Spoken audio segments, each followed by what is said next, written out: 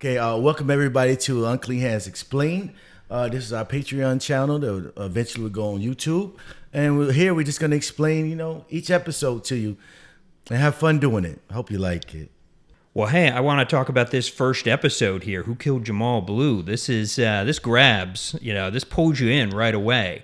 So what got your idea going for this to start off with such a shocking moment? Okay, so the whole premise is about Unclean Hands is I wanted to make a version of Power and Snowfall, but a southern version. Because Snowfall is basically the West Coast. Right. And Power, it's New York and Northeast area. But most African Americans I know live in the South. So I'm like, okay, it's a niche there. It's a fan base there. Yeah. So that's what I did it. So basically I can put this, Unclean Hand can basically be in any country if I want it or even region. But I wanted to do the South because I figured, that's a niche and it was a demand there. So being at the first episode, I had to grab the audience. Yeah. And what grabs you more than something happening to a child? That image that you've got in there really made me stop. I had to pause it because I was like, damn, that really gets to me, seeing that image. And that really kicks that story off as to why there's such high emotions going on throughout this whole story. Yeah, I mean, it took a while to get the image that I wanted, because, the animation is coming out later, probably by the end of the year. But I wanted to make it something that'd grab you. And I had a couple of people even say in the comments on YouTube, and people bought the book like, wow, yeah, why did you do it to a kid? But yeah, now you're interested, right? Right. Now you want to know what happened, and trust me, I'm going to take you on the ride with this one. So also, do we know where this is taking place, or could it be in any southern town? Exactly. I didn't want to give it a name, so then people like, okay, this is not accurate enough for this region. So I just said a southern town. Yeah. But it is a time period. This is basically around 95. Okay. Remember, it's a trilogy. Right, So right. Unclean Hands 2 is what I'm writing now. It's going to be totally different, but it's going to be like 2008. It's 15 years later type of thing. Okay. And, that's when you'll know who's really the whole series about. Because trust me, on the first one, no one gets it. Yeah. And I had it ready in your face the whole time. Ah, okay. So you're setting up a whole lot of dominoes that are going to keep falling throughout this whole trilogy. So trilogy, yeah. At the very end, you're like, oh, man, okay, cool. Yeah, they deserved it, And then we can do an Unclean Hand somewhere else, your version. I'm thinking about UK or Canada. So yeah, this could go international in terms of where this story goes. Of course, that's what I did it for. Every one of my series are like that. Yeah, they can go anywhere. Well, and the characters also started really jumping out right away. You could start getting a sense of all their individual personalities as to what their motivations were, what people were looking for, what they're trying to do, but also just that there is a whole history behind why Jamal has just been shot. See, the thing is with this, and this is to a lot of writers out there, because basically I write a screenplay first, then turn it into a book, which you can get on Amazon or Barnes & Nobles, and then from there I make it an audio book. So the thing is, the key is to grab them in the first scene. Yeah. The second scene, maybe the third, is just to explain who everybody is, the characteristics of that character. After that, especially with me, it's action, action, action, action, action to the very end. So, let me get you in the beginning, then explain who everybody is and their characteristics and who they're about, their backgrounds. And after that, we got to have action. And you're never going to be bored.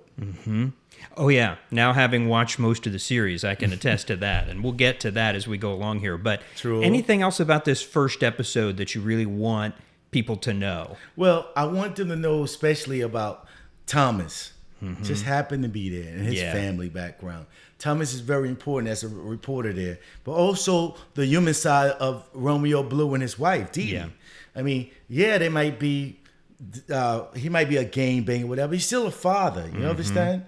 He's still a father, and it hurts when your kids die. Right. And the mom too. You'll learn more about her later, but still, I wanted that connection. That even though you could be whatever background, you're still a father. Right. And that's why I wanted to touch on this first episode. Well, and that's what I think was genius about the start, is that if we'd started off really knowing who he was and his history was, some people might be less sympathetic to who he is, but watching his kid get killed and watching his wife suffer here in this first chapter, it gives you empathy for him right away, even though you learn a lot of things about him later on. It still establishes that he's, that he cares about True, his kids. because you have to be a monster Yeah. to not care about a child. You Right. understand? So that's what I wrote that for. And I just want to get your, emotional strings going. Yeah. But yeah, trust me, I'm taking you on a hell of a ride on this one. And wait till part 2, kid. Even better. All right. So tell me some more about these characters. Like, who are the inspiration for people like Loco and Dee Dee? Like, do these come from personal experience or? With Deidre, Dee Dee's Deidre, that's basically, that's my wife. Mm-hmm. So she actually did the voice on that one. So, Okay. So I actually put her in there, and some of the characteristics of her, and some are not. But I took things from different women in my life on that, and the dad itself, Loco. Mm-hmm. I have so many members in my family that has a background similar to that, so that was easy to do. Mm-hmm. But since on this one it's the 90s, like mid 95, whatever, so I had to put Crips and Blood. Right. That I had a problem with that. With my family, most of these guys are Bloods or whatever. Right. Which I don't understand that either. But hey, I had to get their permission. Like, you read it first, And they're like, hey, why you doing the Bloods like this? So like, look, everybody's going to be treated equal in the end. Yeah. Just ride with it. And when it was done, they're like, okay, cool. You represented both well. Okay. And that's what I want to do. But yeah, I just want to let people know, just because they're in that situation, you don't know how they got there. Right. And it's trying to do the best thing they can to get out of it. Yeah. To make it work. And that's what we all do, right? Mm-hmm. Try to figure it out.